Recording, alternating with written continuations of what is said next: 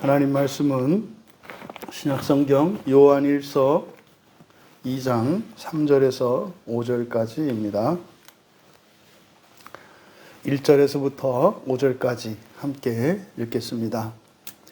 나의 자녀들아, 내가 이것을 너희에게 쓰면 너희로 죄를 범하지 않게 하려 함이라.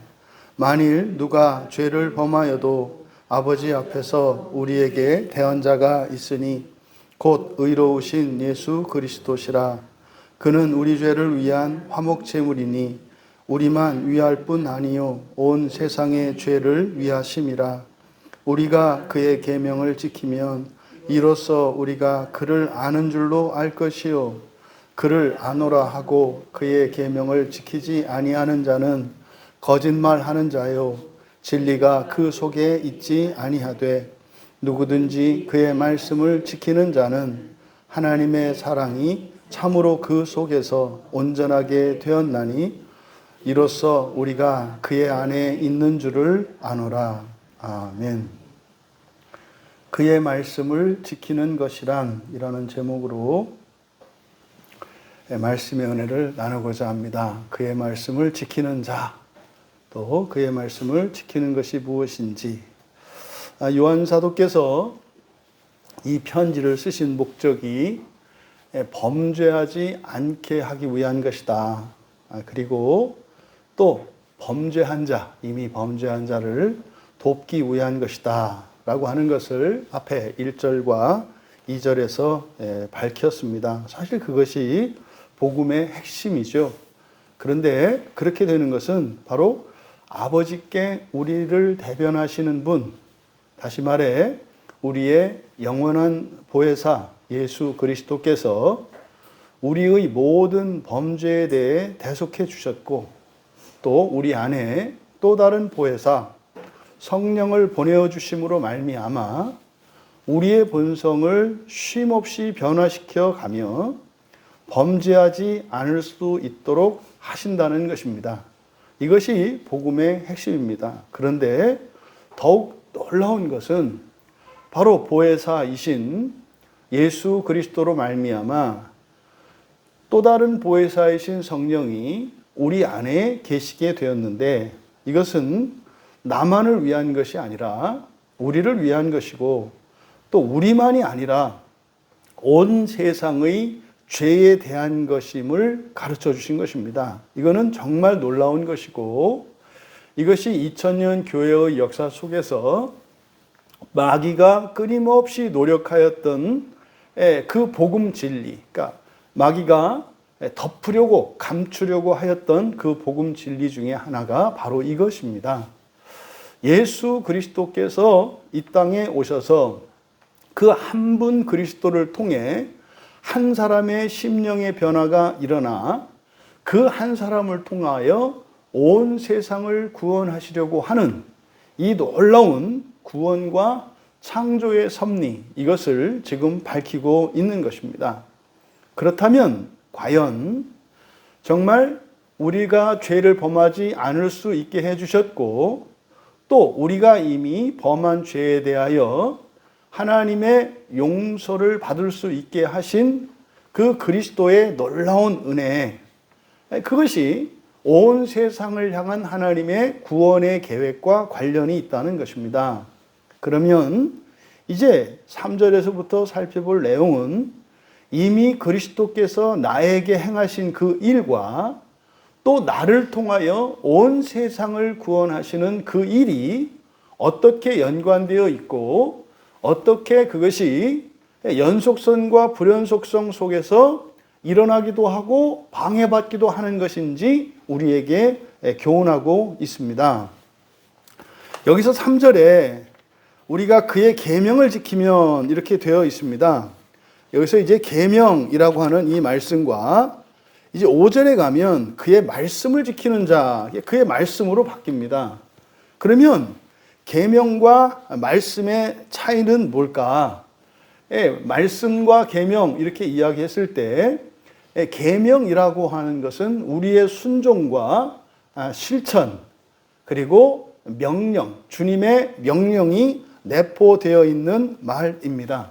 그래서 말씀이라고 할 때는 그 말씀의 내용이 중요한 것이겠습니다만, 계명이라고 했을 때에는 그 말씀을 하신 그 주님의 주권과 또 그 말씀을 받은 우리들의 순종과 실천이 강조되고 있는 것입니다.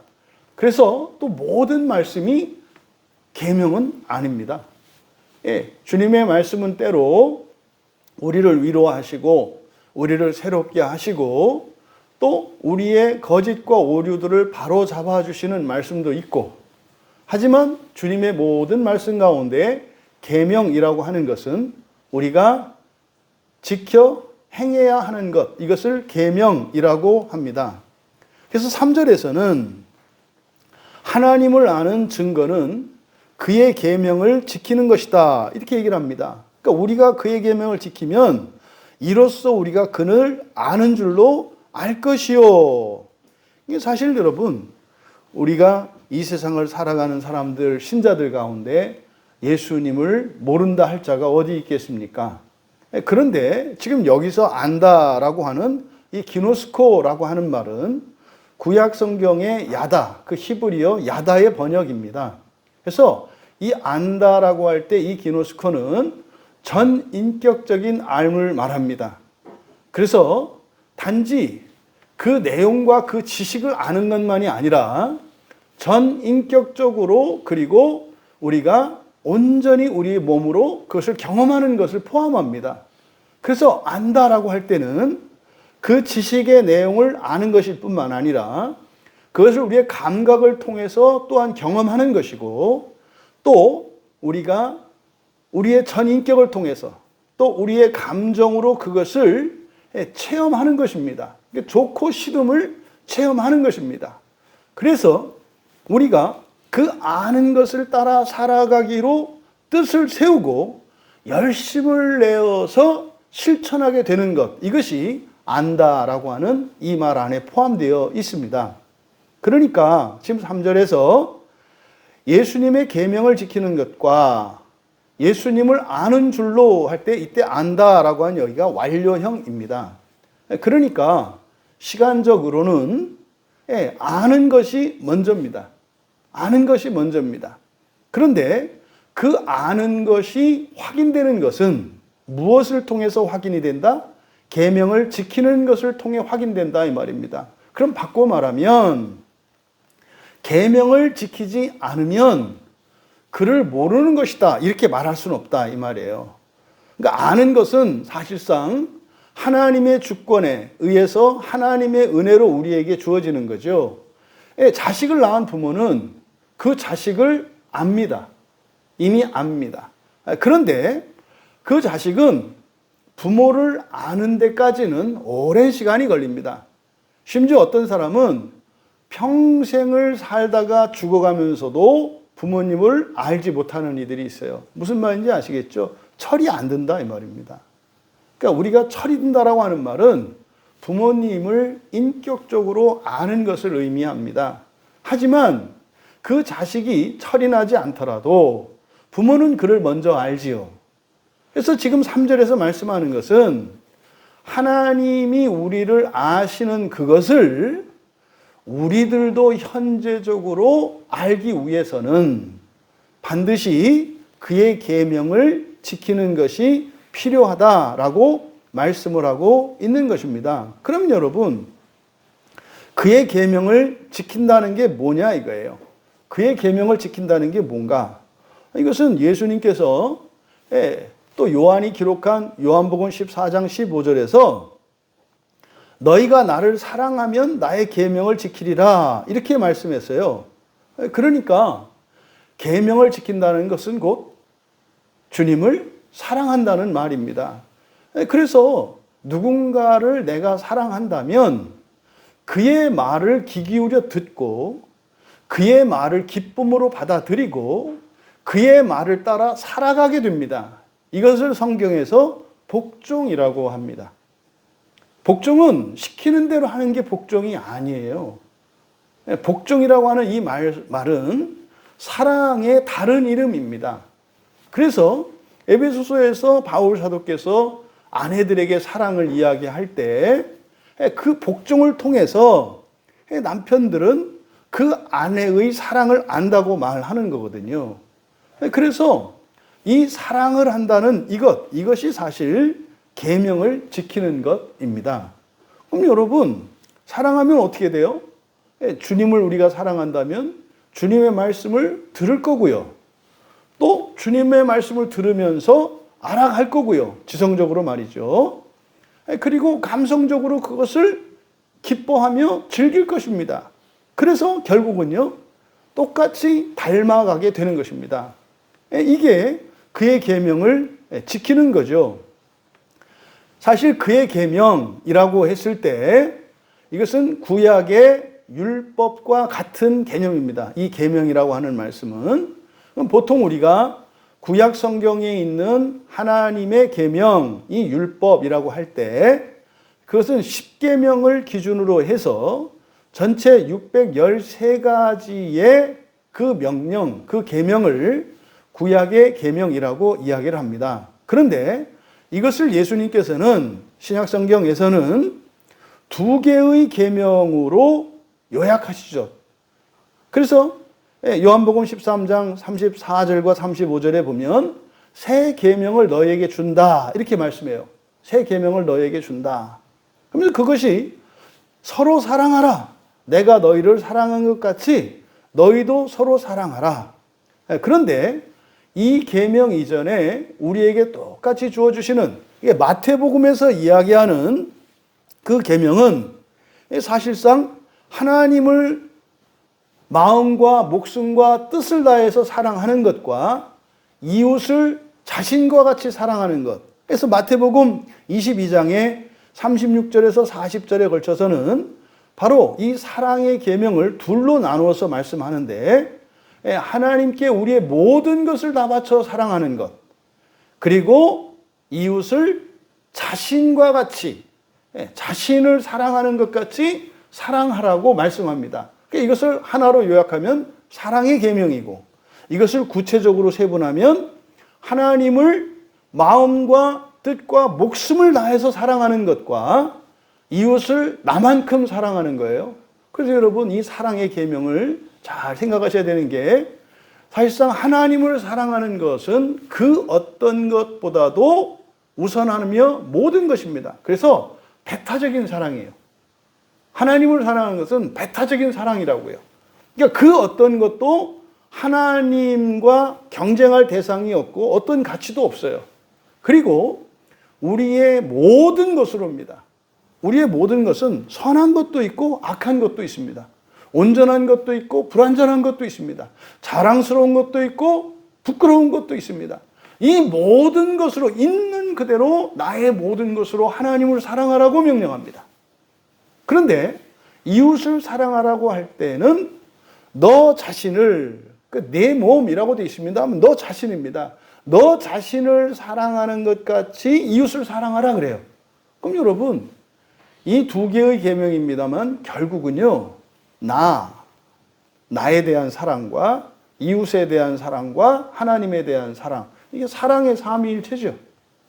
나를 사랑하는 것은 내 자신, 내 안을 사랑으로 가득 채우는 것이겠죠. 이웃을 사랑하는 것은 이 세상을 사랑하는 거겠죠. 그리고요, 하나님을 사랑하는 것은 그 삼층천 너머, 우주 너머에 있는 하나님, 그러니까 내 안과 세상과 하나님 나라를 사랑하는 게 됩니다.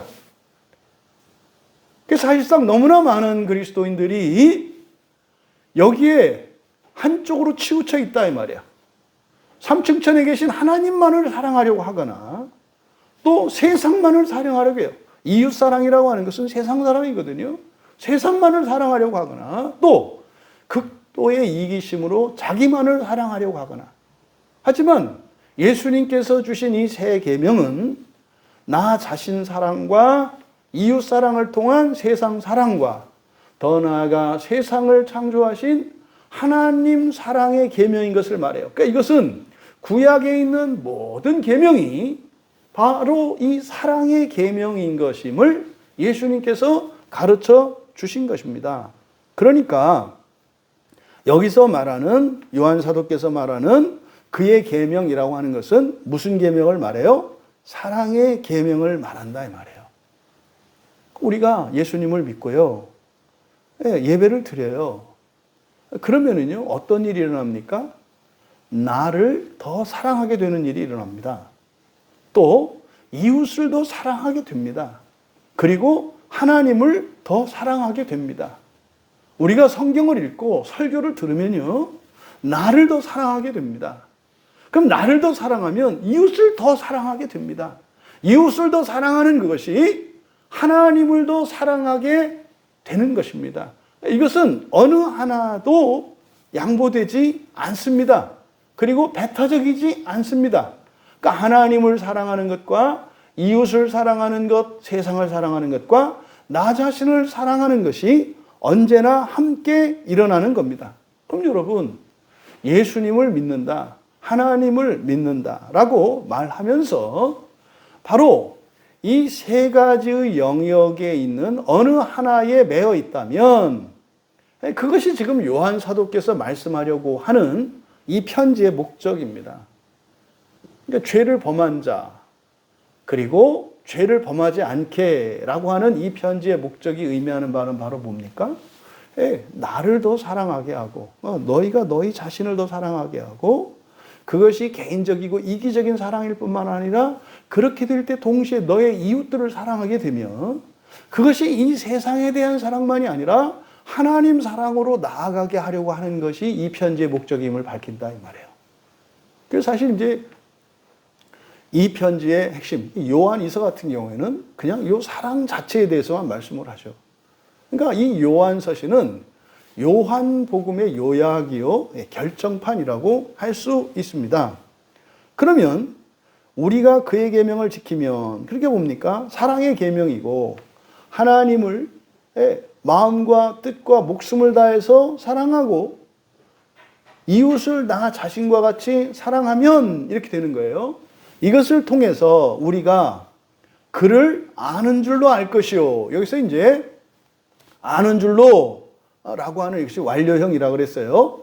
그러니까 내가 진짜로 하나님의 자녀이고 내가 부활할 존재라고 하는 사실, 하나님이 그렇게 나를 창조했다고 하는, 하나님이 그래서 이 시대에 나를 태어나게 하셨다는 그것을 깨닫게 된다고 말씀하는 것입니다. 그러니까 이것을 요약해서 말하면 우리가 서로 사랑할 때 그 서로 사랑하는 그것이 자기 사랑에 기초하며 하나님 사랑 안에서 일어나는 것이죠. 그럴 때 비로소 우리가 하나님을 참되게 아는 사람이라는 것을 자각하게 된다는 겁니다. 여러분, 하나님을 참되게 안다는 게 뭡니까? 예수님이 나를 구원하셨고 나를 통해서 온 세상을 구원하신다는 사실을 아는 겁니다. 이어 4절에서는 그의 계명을 지키지 않으면 거짓말하는 자다 그래요. 그를 안다고 말하면서 그의 계명을 지키지 않는 자. 그러니까 이게 가능하다 이 말이에요. 그러니까 그를 안다고 말은 해. 그런데 계명을 지키지 않아. 그러니까 현실 세계에서 이런 일이 일어나는 거죠. 그러니까 예수님을 아는데도 불구하고 뭐 한다고요? 그의 계명을 지키지 않는 일들이 일어난다 이 말입니다. 그는 뭐 우리 자신에게 적용해 보아도 알지 않습니까?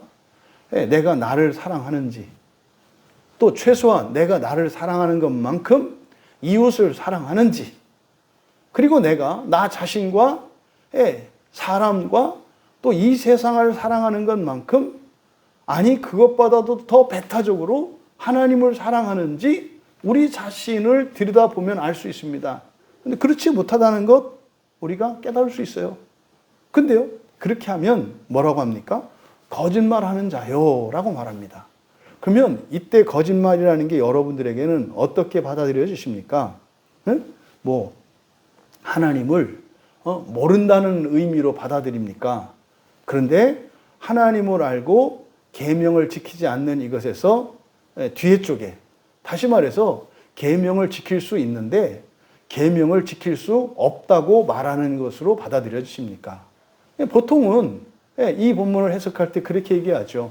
그의 계명을 지키지 않는 자는 하나님을 아는 자가 아니다. 이런 거죠. 여러분, 하나님을 앞서 말씀드린 것처럼 하나님을 아는 것과 하나님이 우리를 아는 것, 이것은 사실상 하나님이 우리를 아시는 것이 가장 먼저고, 그리고 우리는 기억하고 있지 못하지만 하나님을 경험해요. 사실은 이미 안다 이 말이에요. 하나님이 우리를 아시고 우리도 하나님을 알아요. 창조됨으로써 우리는 하나님을 알아요. 근데 문제는 우리가 그걸 기억하지 못해요, 현재에는. 그래서 기억하지 못하는 이것, 다시 말해서 우리가 하나님을 알고 있음에도 불구하고 하나님을 아는 줄 모르는 현실의 이 죄성, 이 결핍, 이것을 지금 사실 회복해가는 과정이 구원의 과정이고, 이게 뭡니까? 이게 지금 사랑으로 연결되고 있는 거거든요.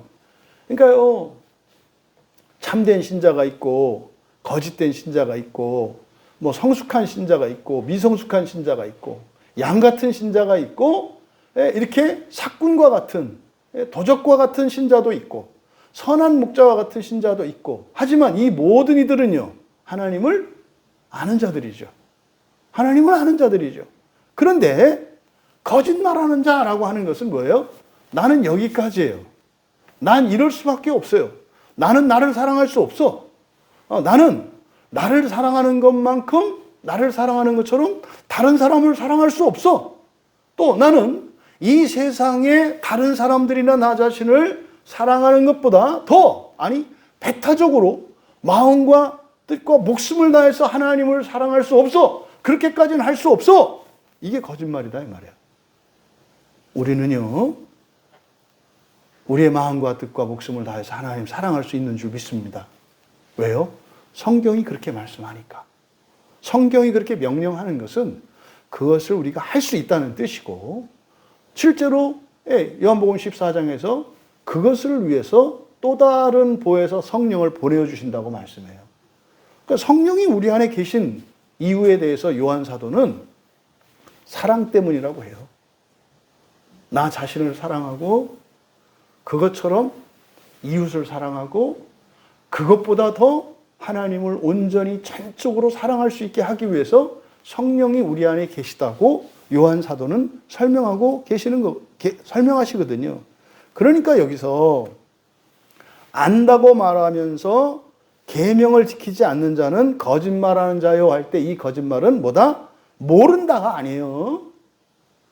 그동안은 교회 안에서 이렇게 가르쳐서 하나님 말씀을 지키지 않고 도리를 다하지 않으면 구원받은 자가 아니라 버림받은 자들이고 유기된 자, 영원히 구원받지 못할 자다라고 하는 말도 안 되는 잘못된 가르침 때문에 너무나 많은 그리스도인들이 괴로워하고 두려워하고 고통을 겪었죠. 그러니까 여기서 거짓말은 뭡니까? 계명을 지키지 않는 것이에요. 나는 나를 사랑할 수 없어요. 나는 내 옆에 있는 누구를 사랑할 수 없어요.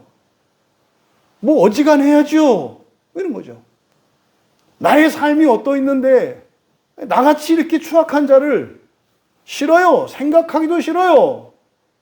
난 나를 사랑할 수 없어요. 그런 존재가 아니에요. 뭐 이런 거죠. 어떻게 이 세상의 모든 것보다 더 하나님을 전적으로 사랑할 수 있다는 말입니까? 그럴 수 없어요. 이 거짓말을 말하는 거예요. 여러분, 이 거짓말이 우리의 믿음을 방해합니다.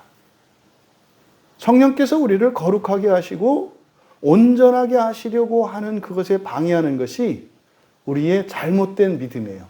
그 잘못된 믿음을 여기서는 거짓말이라고 말씀하는 겁니다. 여러분, 성경은 진리예요. 성경 말씀은 진리라고요. 이거는요, 옳고요. 영원히 옳고요. 절대적으로 옳고요. 이거는 선하고요. 나에게만 선한 게 아니라 모두에게 선해요. 이것이 진리입니다. 그러니까 성경 말씀은 진리입니다. 여러분, 우리는 사실 말입니다. 이렇게 엄청난 죄의 껍질을 덮고 있는 순결하고 거룩한 하나님의 자녀들이에요. 근데 우리는 이렇게 죄의 껍질들이 덕지덕지 붙어 있어서 이렇게 겉으로 보아서는 도저히 우리가 순결하고 거룩한 하나님의 자녀라고 하는 것을 믿을 수 없어요. 그러니까 우리의 감각과 관찰과 판단에 따르면 절대로 우리는 하나님의 말씀을 믿을 수가 없어요. 근데 요한 사도는 그걸 뭐라 그래요? 거짓말이라고 해요. 의롭다 하시거든요. 의롭다 하세요. 그럼 하나님의 의롭다 하시는 그 말씀과 우리 자신이 인식하고 있는 자신과 내 주변에 있는 사람들, 그리고 우리가 지금까지 살아왔던 과거의 인생, 그리고 현실의 우리의 형편, 전혀 의롭지 않죠. 우리는 우리의 판단과 우리의 경험을 더 믿습니다. 근데 이걸 뭐라 그래요? 거짓말이라고 그래요. 이 거짓말은 뭡니까? 나의 기준, 나의 법, 나의 인식, 나의 한계, 나의 경험, 이것들이 거짓이라고 말씀하는 겁니다. 여러분, 야고보, 예수님의 형제인 야고보도 야고보서 1장 22절에서 말씀을 행하는 자가 되고 듣기만 하여 자신을 속이는 자가 되지 마라 라고 할 때 이 속인다라고 하는 게 뭡니까? 할 수 없다고 속이는 거예요. 할 수 없다고.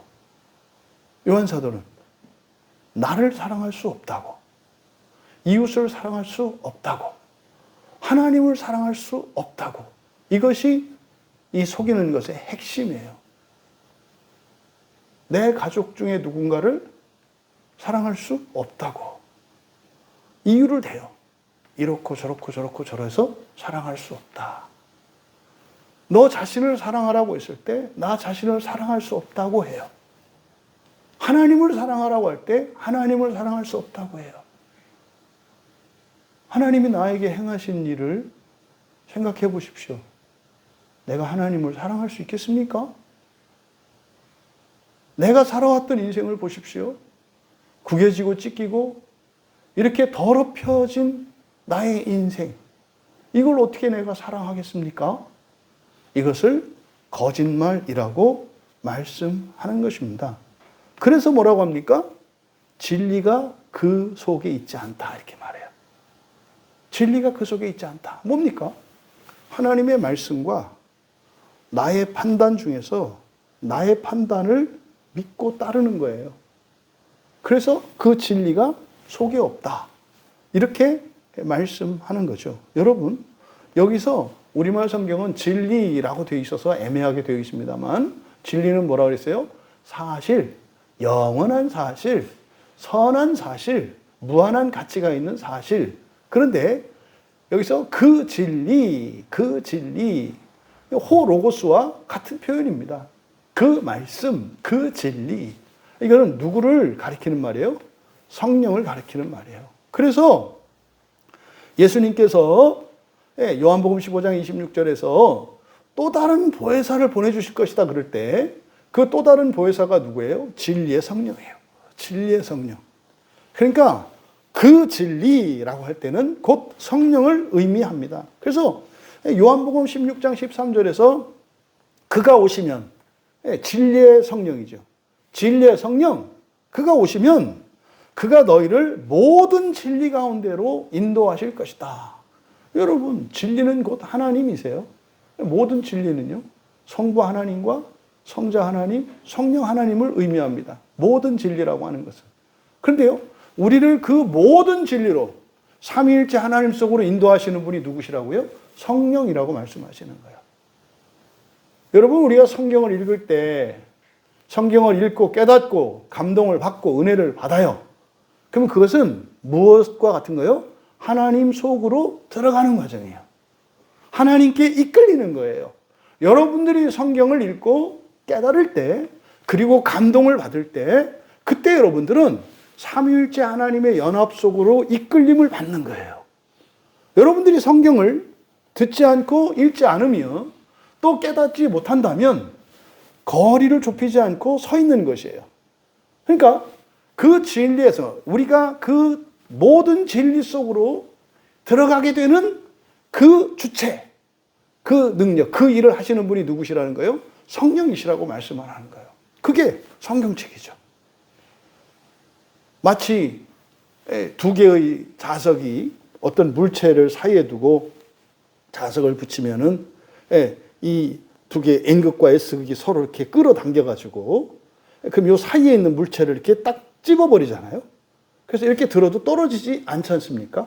그러니까 말씀으로 계시는 성령님, 말씀으로 계시기는 성령님인 성경이 밖에 있는 뭐 N극이에요. 그러면 안에 계신 성령님이 S극이에요. 그러면 성경과 성령이 같이 붙어서 요 안에 이 자기력이 작용하면서 우리를 어떻게 해요? 변화시키는 거예요. 우리의 본성을 변화시키는 거예요. 그래서 처음에는 말씀과 성령 사이에 끼어 있는 존재, 성령이 아닌, 하나님이 아닌 물질로서 우리 인간이겠습니다만, 바로 성경과 성령 사이에 있는 우리가 말씀의 감화를 받으면서 우리가 하나님으로 바뀌어 가는 거죠. 그래서 여러분, 바로 그 진리가 속에 있지 않다라고 하는 것은 어떤 의미예요? 성령이 그 안에 계시지 않다는 뜻이에요. 근데 여러분, 성령이 우리 안에 계시는 것은 우리의 노력과 힘과 능력으로 되는 게 아니죠. 성령이 우리 안에 계신 것은 말입니다, 예수 그리스도께서 승천하셨기 때문에 성령이 우리 안에 계신 거예요. 예수 그리스도께서 보내어 주셨기 때문에 성령이 우리 안에 계신 거예요. 우리와 상관이 없어요. 그러니까 예수님이 승천하신 것은 곧 우리 안에 성령이 거하시는 원인이고 증거인 것입니다. 참으로 하나님이 사람의 몸을 입고 성육신 하셨고 지상에서 모든 율법에 순종하시고 십자가에서 죽으시고 죽었다가 사흘 만에 다시 살아나셔서 승천하셨다면 그것은 우리 안에 성령이 계신 증거다 이 말이에요. 여러분, 여러분들이 믿는 것과 성령이 여러분 안에 거하시는 것은 아무 인과관계가 없어요. 단지 지금 요한 사도는 여기서 뭡니까? 아는 것을 가지고 말하고 있잖아요. 먼저 안 것과 현재 아는 것 사이에 괴리가 있다 이 말이에요. 마치 우리는 하나님을 알고 있음에도 불구하고 모르는 것처럼 살아요. 근데 알고 있다 이 말이에요. 이게 지금 뭡니까? 바로 그의 계명을 지키는 것. 사랑을 하면 내가 이미 알고 있었다는 사실을 알게 된다는 거예요. 믿음도 마찬가지입니다. 믿음도 말입니다, 하나님이 먼저 우리를 믿으셨어요. 증거가 뭐예요? 여러분 태어났잖아요. 여러분이 태어난 것은 하나님이 여러분을 믿었다는 증거예요. 여러분을 믿지 않았다면 태어날 수 없습니다. 태어난 것 자체가 하나님이 나를 믿으셨다는 증거예요. 사랑하신다는 증거고. 그러면 말입니다, 문제는 하나님은 나를 믿지만 나는 하나님을 믿는지 몰라요. 근데요, 하나님이 나를 믿으셨으니 내가 하나님을 믿는 것은 너무나 당연한 일이거든요. 근데 하나님이 나를 믿으신 것과 내가 하나님을 믿는 것은 동시적인 사건인데 시간 속에서는 우리에게 믿지 않는 불신으로 이렇게 와요. 이게 인생입니다. 우리를 믿으시는 하나님의 믿음과 그 하나님을 믿는 나의 믿음은 같은 거예요. 여러분, 하나님 말고 믿을 자가 어디 있어요? 여러분들이 믿는 사람들은 다 그럴 만한 이유가 있지 않습니까? 여러분에게 어떤 신뢰를 가질 만한 어떤 행동들과 근거가 있지 않느냐 이 말이에요. 그러면 이 세상의 모든 존재 가운데 가장 믿을 만한 분이 누구세요? 하나님이에요. 여러분이 누군가를 믿는다면 여러분은 무조건 하나님을 믿는 사람이에요. 이런 경우 있겠죠. 난 아무도 안 믿어. 난 아무도 안 믿어. 심지어는 아무것도 안 믿어. 불가능한 얘기예요. 아무것도 안 믿으면 어떻게 될까요? 아무것도 먹지 말아야 되고요. 아무것도 하면 안 돼요. 아무것도 할 수 없어요. 아무것도 믿지 않는다는. 그러니까 아무것도 믿지 않는 사람은 없어요, 이 세상에. 그러면 무엇인가를, 누군가를 믿는다면 그 사람은 누구를 믿는 거예요? 하나님을 믿는 거예요. 왜요? 그 사람이 믿는 것이나 그 사람이 믿는 이유나 그 사람이 믿는 대상보다 더 완전한 분이 하나님이시기 때문에, 그러니까 말도 안 되는 이거 물을 마신다면 믿기 때문이거든요. 그러면요, 하나님은 이 물보다 더 깨끗하시고 더 온전하시고 거룩하시고 완전한 분이세요. 그러니까 이거는 교회를 다니느냐 안 다니느냐, 예수를 믿느냐 안 믿느냐의 문제가 아니라 자신이 무엇인가를 믿는다면 그 사람은 누구를 믿는 사람이다? 하나님을 믿는 사람이에요. 근데 문제는 자기가 하나님을 믿는다는 것을 인정을 안 해요. 그래서 그 사이에 우리가 그러니까 하나님이 나를 믿었고 내가 하나님을 믿는다는 사실을 자각하게 되는 것은 뭡니까? 우리의 신앙 고백이에요. 내가 예수님을 믿습니다 라고 말할 때 하나님이 나를 완전히 믿으신다는 것과 내가 하나님을 믿고 살았다는 것을 깨닫게 돼요. 그러니까 내가 교회를 다니기 전에도 하나님을 믿었구나, 이걸 깨닫게 되는 거예요. 여러분, 사랑도 마찬가지고 믿음도 마찬가지고 소망도 마찬가지고, 여기서는 지금 아는 것으로 말하고 있어요. 근데 여러분, 성령이 우리 안에 거하지 않는 일은 없어요. 왜요? 예수님이 이 땅에 오셔서 사셨고 승천하셨기 때문에. 그러면 누군가가 그래요. 예수를 믿지 않는 사람 안에는 성령이 없대. 그 얘기는 어떤 의미예요? 예수님이 승천하지 않으셨다는 얘기예요. 여러분, 이해되십니까? 사람들은 성령이 우리 안에 계시는 것은 내가 오시옵소서 해서 성령이 우리 안에 계신다고 생각을 해요. 내가 영접했기 때문에 성령이 우리 안에 오셨다 그래요. 내가 영접하지 않으면 성령이 오시지 않는다고 믿어요.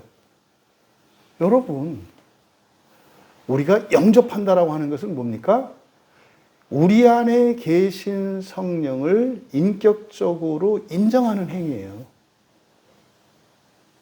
세례를 받고 고백하는 순간 그때 성령이 쑥 들어오시는 게 아니라, 성령이 우리 안에 계신 원인은 예수 그리스도께서 승천하셨고 하늘에서 성부로부터 성령을 보내주셨기 때문에 우리 안에 성령이 계신 것이지 우리의 무엇이 원인이 아니다 이 말이에요.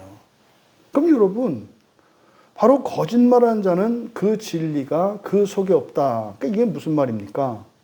그러니까요, 계명을 지키지 않는 자예요. 그러니까 핵심이 지금 사랑의 계명을 말하거든요.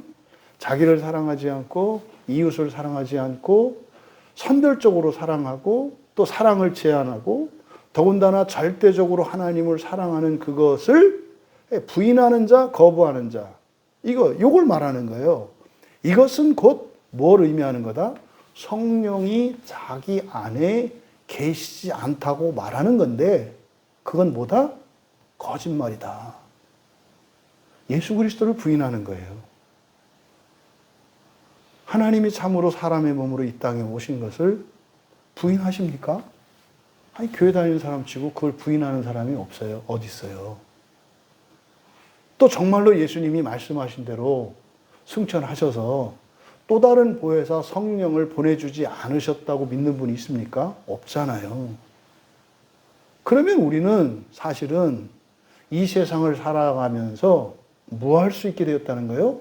배타적으로 절대적으로 하나님을 사랑할 수 있게 되었고, 자기 자신을 사랑할 수 있게 되었고, 이웃과 세상을 사랑할 수 있게 되었다는 것을 의미해요. 그런데 우리의 현재의 인식은 똑같지 않다 이 말이에요. 내 인생은 그렇게 사랑할 만한 것이 없었어. 현재 내 옆에 있는 누군가는 나에게 고통을 주기 때문에 사랑할 수 없고 미워할 수밖에 없는 사람이야. 그리고 하나님을 절대적으로 배타적으로 사랑하라고 한 것은 나에게는 해당이 안 돼. 하나님이 나한테 해준 게 뭐가 있는데. 이걸 지금 거짓말이라고 얘기를 하는 겁니다. 여러분, 그의 계명을 지키지 않으면 거짓말하는 자다라고 하는 이 말씀이 의미하는 바, 이것은 하나님이 창조하신 것과 하나님이 구원하기 위하여 사람의 몸으로 이 땅에 오셨던 사건, 예수 그리스도의 성육신과 또한 승천으로 말미암아 이 땅에 보내어 주신 성령의 내주를 부인하는 것이다 라고 얘기하는 거예요. 그러니까요, 나는 사랑할 수 없어요. 나 자신과 같이 누구를 사랑할 수 없어요. 라고 하는 것은 내 안에 계신 성령을 부인하는 것이다 라고 말씀하는 겁니다. 또 이어서 5절에서는 뭐라고 말씀합니까? 예, 이 5절은 사실은 그의 계명, 사랑의 계명을 지킬 때 하나님의 사랑이 더 온전해진다는 것을 우리에게 교훈합니다. 그래서 누구든지 그의 말씀을 지키는 자는 하나님의 사랑이 참으로 그 속에서 온전하게 되었나니. 여러분, 그 말씀은 바로 앞에 있는 4절의 진리의 또 다른 표현이죠. 그 진리는 곧 그 말씀이고, 그 말씀이나 그 진리나 곧 누구세요? 성령이라고요. 성령. 그러면 5절에서 그의 말씀 그대로 직역하면 호로고스잖아요. 그 말씀. 그러니까 성령을 의미해요. 그러니까 지금 요한이 요한복음에서 가장 중요한 기초가 되는 것이 삼위일체 하나님에 대한 설명이라고 그랬어요. 그러니까 지금 여기서도 끊임없이 요한 사도는 삼위일체 하나님에 대해서 설명을 하고 있어요. 왜요? 우리가 목표하는 바, 목적하는 바가 그 하나님 속으로 들어가는데 그 하나님이 누구이신지를 우리가 알지 못하면 그 영광이 얼마나 크고 놀라운 것인지 알 수 없기 때문에 끊임없이 하나님에 대해서 이야기하는 겁니다. 그러니까 여러분, 그 말씀을 지킨다, 성령을 지킨다, 또 바깥으로는 뭐예요? 성경 말씀을 지킨다, 이렇게 되는 거 아닙니까? 그럼 여러분, 그의 말씀을 지킨다라고 할 때 문자적으로 하나님의 말씀을 기록한 이 성경 말씀을 지키는 거예요. 또 영적으로 존재론적으로 그 말씀, 그의 말씀 호로고스를 지킨다는 것은 우리 안에 계신 성령님을 지키는 거예요. 그러니까 우리의 마음속에 계신 성령님을 지키는 것이고, 우리의 실천적으로는 성경의 이런 가르침들을 지키는 거예요. 이게 그의 말씀을 지키는 것입니다. 여러분, 그의 말씀을 지킨다는 것, 앞에서는 그의 계명이라고 했습니다만 이제는 그의 말씀이 되면 확장되는 거예요. 확장되는 거라고요. 계명은 뭐라고 했습니까? 하나님의 모든 말씀 가운데에서 우리가 순종해야 되는 명령을 이 계명이라고 한다 이 말이에요. 근데 하나님의 말씀으로 확장되면 이제는 모든 말씀이 돼요. 성경의 모든 말씀. 그러니까 그것은 말이죠, 우리가 순종할 뿐만 아니라 우리가 깨달아야 되는 참 지식들과 또 하나님의 약속들과 하나님이 행하시는 많은 일들에 대한 이것을 우리가 그대로 받아들이는 걸 말합니다. 확장되는 거예요. 그럼 여러분, 누구든지 그의 말씀을 지키는 자, 1차적으로 자기 안에 성령이 계신 것을 믿고 성령이 내 안에 계시도록 보존하는 자예요. 무슨 말입니까? 성령을 회방하고 성령을 가리는 자들이 있다고요. 뭘까요? 지금 요한 사도의 말씀에 따르면 내 안에 계신 그의 말씀이신 성령님을 지킨다라고 할 때 이것은 사랑의 반대가 되는 미움과 관련되어 있어요. 여러분이 누군가를 미워하는 것은 그의 말씀을 지키지 않는 것입니다. 문자적으로도 그의 계명을 지키지 않는 겁니다. 그의 계명은 사랑의 계명이잖아요. 그러니까 전적으로, 배타적으로, 절대적으로 하나님을 사랑하지 않는 것, 이것이 그의 말씀을 지키지 않는 거고요. 또 내 안에 계신 성령의 존재를 인정하지 않는 것, 이것이 그의 말씀을 지키지 않는 것이다 이 말이에요. 그럼 지키는 것은 여러분 안에 성령이 계시고 모든 사람 안에 성령이 계시다는 것을 믿고 따르는 거죠. 그리고 우리에게 주신 이 성경을 성령의 가르침으로 듣고 이 성경 말씀을 따라서 나의 기준과 나의 판단을 바꾸고 살아가는 것을 말해요. 이것이 그의 말씀을 지키는 자입니다. 그러니까요, 교인들이, 그리스도인들, 세례받은 그리스도인들이 뭐 하는 사람들이에요? 그의 말씀을 지키는 자예요.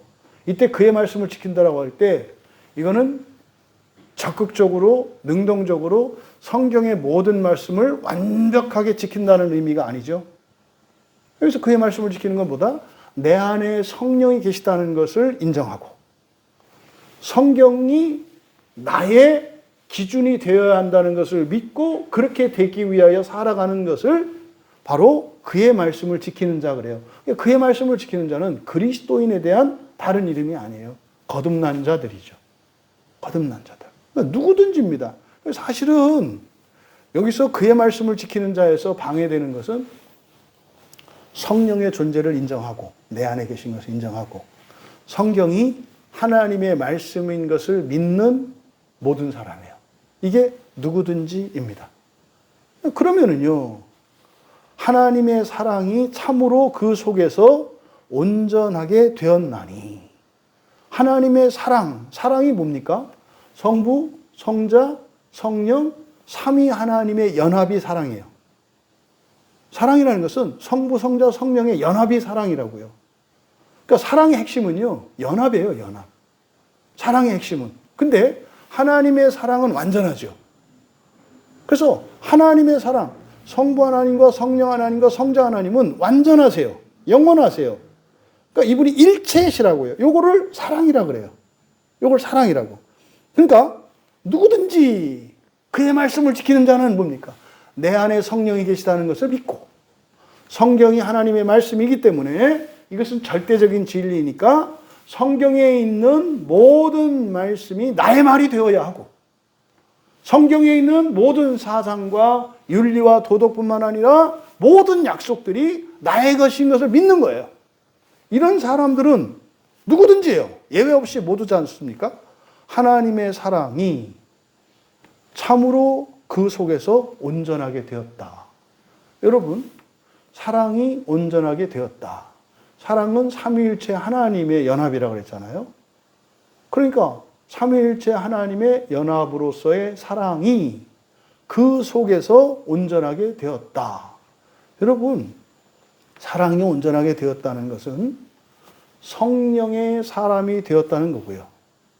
사랑의 사람이 되었다는 뜻이에요. 성령의 사람이 되었다, 사랑의 사람이 되었다. 이것이 하나님의 사랑이 그 속에서 온전하게 되었다는 거예요. 결국 성경을 믿고 성령의 내주를 믿는 사람은 바로 성령 하나님께서 내 안에서 역사하기 시작하셨고 그래서 내 마음의 본성의 변화를 일으키시게 된 거예요. 그러니까 결국 그 사람은요, 신성을 가진 자가 된 거예요. 그러니까 그 사랑이 온전하게 되었다? 바로 뭡니까? 신성을 가지게 되었다는 거예요. 속에서잖아요. 전적으로는 아니에요. 그러니까 내 안에 무엇이 생겼다? 신성이 생겼다. 인성과 신성. 사람은 태어날 때부터 인성을 갖고 태어나죠. 그런데 바로 그의 말씀을 지키는 모든 사람은 드디어 무엇을 갖게 되는 것이다? 신성을 갖게 되는 것이다. 근데 그 신성이 어떻게 경험된다? 사랑으로 경험된다는 거예요. 사랑으로 경험된다는 거예요. 그럼 여러분, 그 속에서 온전하게 되었나니 이거는 완료 시제입니다. 이건 바뀌지가 않아요. 이 신성은. 그러니까 종말론적으로 볼까요? 어떤 사람이 성령의 내주를 믿었어요. 그리고 성경이 하나님 말씀인 것을 믿었어요. 그럼 그게 뭐라고요? 그의 말씀을 지키는 자가 된 거예요. 수준과 온전함은 논외예요. 이 두 가지 사실이에요. 성령이 내 안에 계신 것과 성경 말씀이 하나님 말씀이라고 하는 진리라고 하는 것을 믿으면 여기 그의 말씀을 지키는 자가 된다고요. 사실은 그걸 믿는다는 것은 예수 그리스도께서 다시 말해서 하나님이 사람의 몸으로 이 땅에 오셨고 사셨고 승천하셨다는 걸 또 믿는 게 돼요. 그걸 또 믿는 건 뭐예요?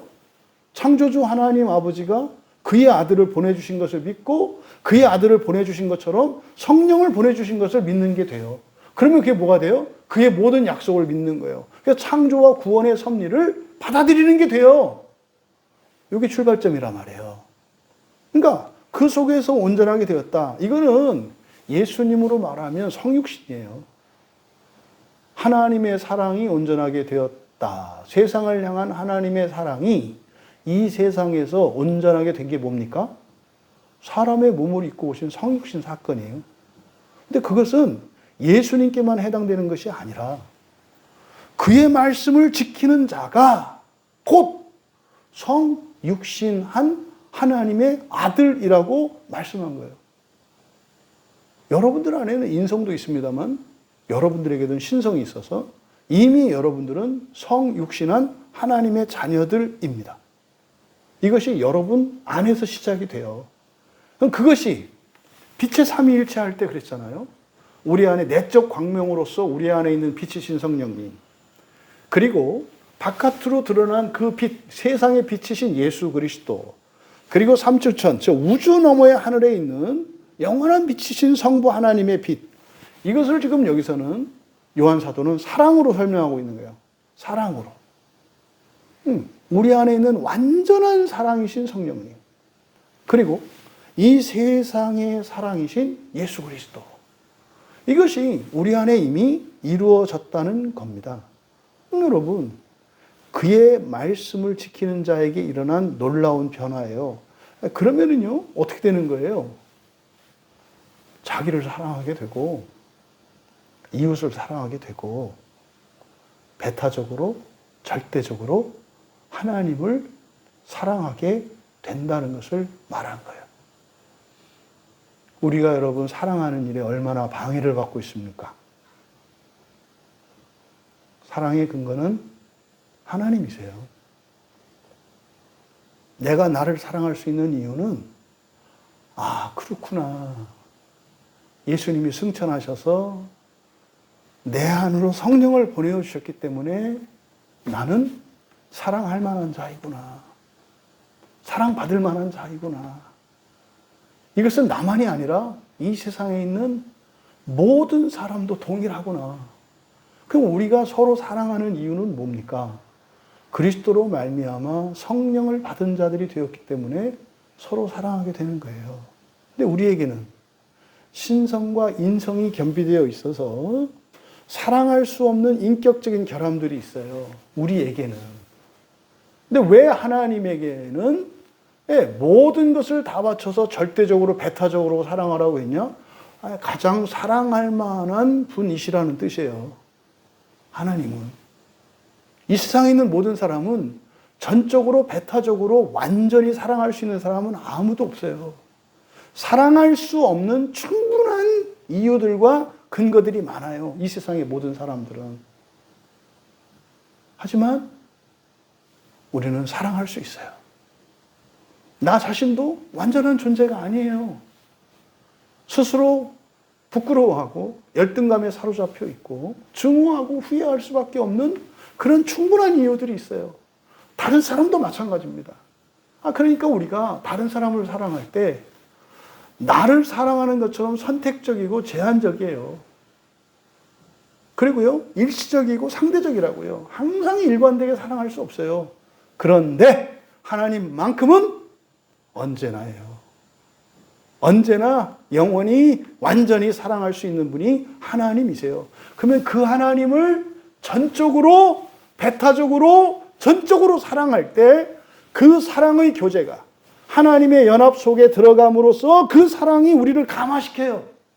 그럼 그 사랑이 내가 사랑할 수 없었던 나의 부끄러운 것들을 사랑할 수 있게 됩니다.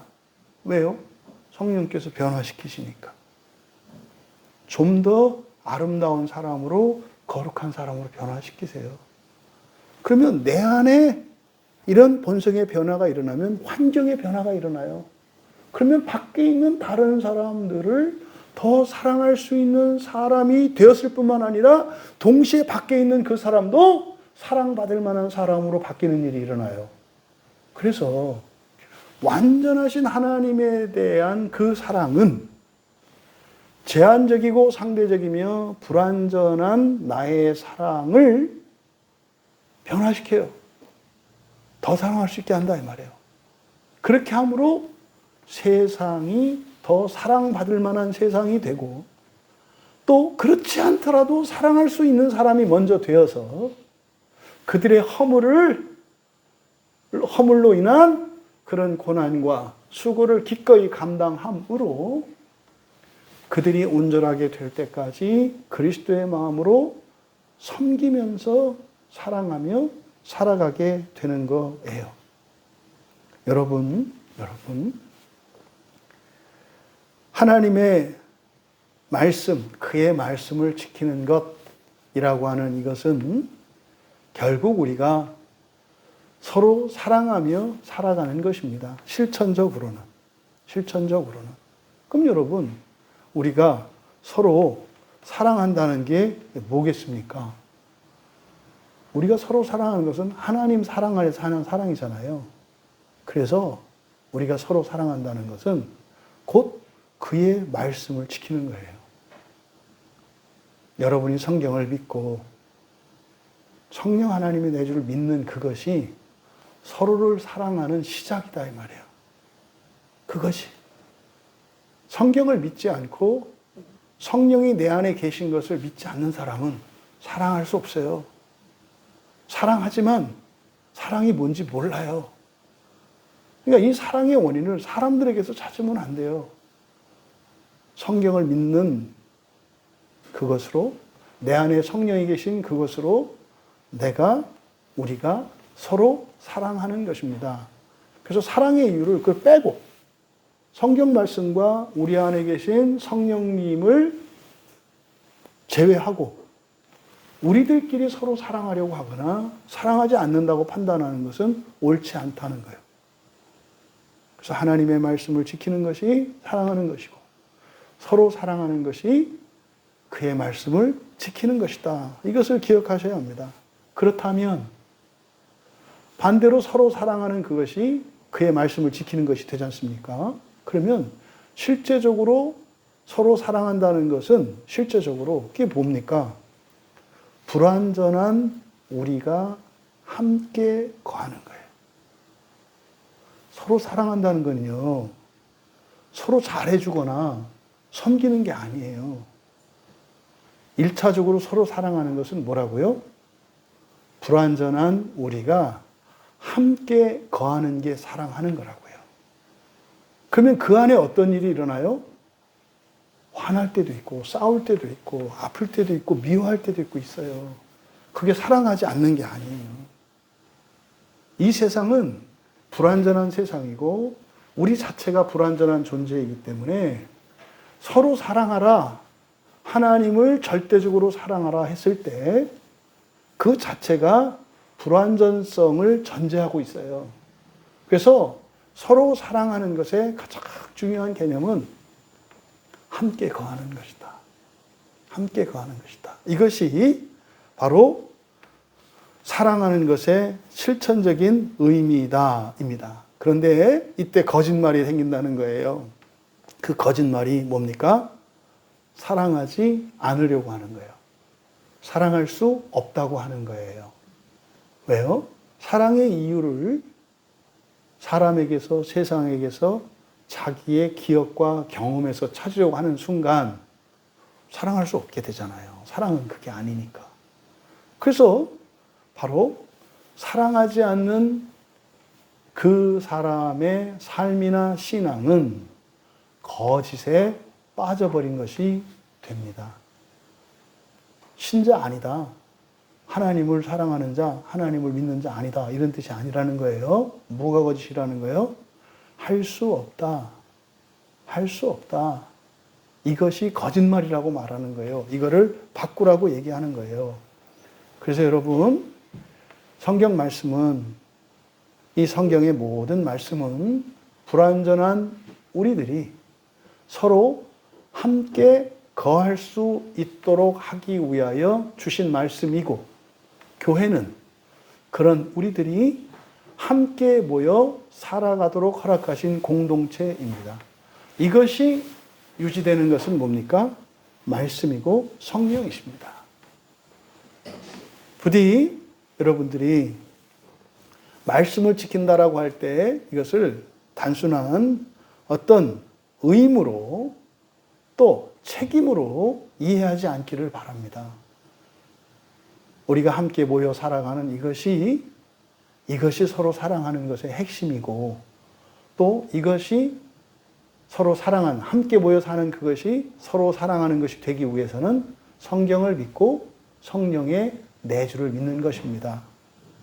그리고 우리의 이런 불완전성이 함께 거하는 과정을 통해서 온전케 하시는 성령의 역사를 우리가 경험하고 확인하게 됩니다. 그렇게 함으로써 참으로 하나님이 나를 구원하실 뿐만 아니라 나를 통해서 우리 교회를 구원하시는 그 일을 경험하게 돼요. 그리고 나서 우리 교회 밖에 있는 온 세상을 구원하시는 것이구나 라고 하는 이 복음 진리를 깨닫게 되는 것이죠. 우리가 서로 사랑하라고 하신 주님의 그 계명을 따라 함께 거하며 나를 구원하시는 하나님의 역사를 경험함으로 우리 교회 공동체가 더 거룩해져 가고 그것을 통해 온 세상이 나와 같이 우리 교회 공동체와 같이 그렇게 사랑의 공동체로 되어갈 것을 믿으며 살아가시는 우리 모두가 되시기를 주님의 이름으로 축원합니다. 우리가 함께 기도할 때 우리의 거짓말에 대하여 생각하며 회개하며 기도합시다. 사랑할 수 있는 이유는 천지를 창조하신 하나님이 계신 것, 그리고 그 하나님이 사람의 몸으로 이 땅에 오신 것, 그분이 우리의 모든 죄를 대속하여 주셨고 또한 승천하셔서 성령 하나님을 우리 마음속에 보내어 주셨기 때문에 우리가 서로 사랑할 수 있게 된 것입니다. 이것은 어느 누구도 막을 수가 없고 방해될 수 없어요. 근데 우리에게는 거짓말이 있습니다. 하나님, 우리에게 있는 거짓말을 회개할 수 있도록 은혜를 내려 주시옵소서. 나를 사랑할 수 없게 하는 나의 거짓말을 깨우쳐 회개하게 하시고 내 주변에 있는 이 세상의 사람들을 사랑할 수 없다고 하는 이 거짓말이 참으로 어리석고 거짓된 것임을 깨우쳐 회개하게 하시고 절대적으로 배타적으로 사랑하실 수 있는 분이 하나님이심에도 불구하고 나의 기억과 경험을 통해서 전적으로는 사랑할 수 없는 것이라는 거짓말. 또, 난 아직까지는 하나님을 사랑할 수 없다고 하는 이 거짓말. 사실은 이 거짓말이 이 땅을 살아가는 사람들의 괴로움과 불행의 원인입니다. 주의 계명은 절대적인 진리인 것을 믿습니다. 이 시간 나의 거짓말이 깨달아지게 하시고 회개하여 정말 완전한 사랑의 연합 속으로 들어갈 수 있도록 은혜를 구하며 기도하시고 우리 나라와 민족과 우리 나라의 교회와 우리 광야교회를 위해서 기도하실 때 하나님 이 시대가 정말 우리 민족에게는 또 우리 교회에게는 절호의 기회가 되게 하옵소서. 절호의 기회가 되게 하옵소서. 악이 굳어지고 세력화되는 것이 아니라 드러난 죄들이 회개되고 거룩하여지는 은혜의 시기가 되게 하여 주시옵소서. 그래서 이 나라가 정말 우리 민족의 역사의 한계, 존재와 분량의 한계를 뛰어넘을 수 있도록 은혜를 내려 주시옵소서. 악하고 거짓되고 더러운 것들이 정결하게 되는 은혜를 내려 주시옵소서. 무엇보다 우리 한국교회가 하나님의 말씀이 절대적인 진리인 것을 공히 선포하는 교회 되게 하여 주시옵소서. 하나님 나라와 첫째 부활의 복음을 전하는 우리 한국교회가 되게 하여 주시옵소서. 그것을 위하여 우리 목회자들이 깨어나게 하옵소서. 우리 광야교회를 위해서 기도할 때는 광야교회 안에 속해 있는 모든 교인들이 정말 삼위일체 연합 속으로 들어가는 영광을 모두 다 경험하게 하셔서 우리 교회가 사랑의 공동체로, 때로는 이러저러한 허물과 다툼으로 인하여, 의견이 다름으로 인하여 아프고 힘들 때도 있겠지만 이것이 사랑의 연단인 것을 깨달아 우리의 마음속에 미움이 자리 잡지 못하도록 은혜를 내려주시옵소서. 그래서 우리 광야교회 공동체가 날마다 순결하고 거룩한 사랑이 자라가는 은혜로운 공동체 될 수 있도록 기도해 주시고, 3월 예고되어 있는 스리랑카 목회자 부부 마음기경 세미나를 위해서 하나님께서 큰 은혜를 주셔서 또 함께 하시는 우리 또 다른 목사님에게도 그것이 사명감을 얻을 수 있는 기회가 되었으면 좋겠어요. 그래서 우리 한국교회 내에서도 이 마음기경이 조직화되고 체계적으로 모든 교회, 모든 신자들에게 널리 알려졌으면 좋겠어요. 그래서 스리랑카는 스리랑카대로 또 우리 한국교회 안에도 이 마음기경을 통해서 성경이 회복되어지고 성령의 역사가 나타날 수 있는, 그렇게 쓰임받는 마음기경 세미나가 되도록 기도해 주시고, 우리 광야교회 교인들 모든 사람들이 한 소망 안에서, 한 사랑 안에서, 한 믿음 안에서 하나 되게 하옵소서. 어둠의 권세들을 몰아내 주시고 다름 속에서 서로의 아름다움을 발견하게 하시고 서로의 허물을 통해서 자신의 사랑을 더욱 정결하게 하는 은혜를 내려 주시옵소서. 기도하시고 개인적으로 돌아가면 되겠습니다.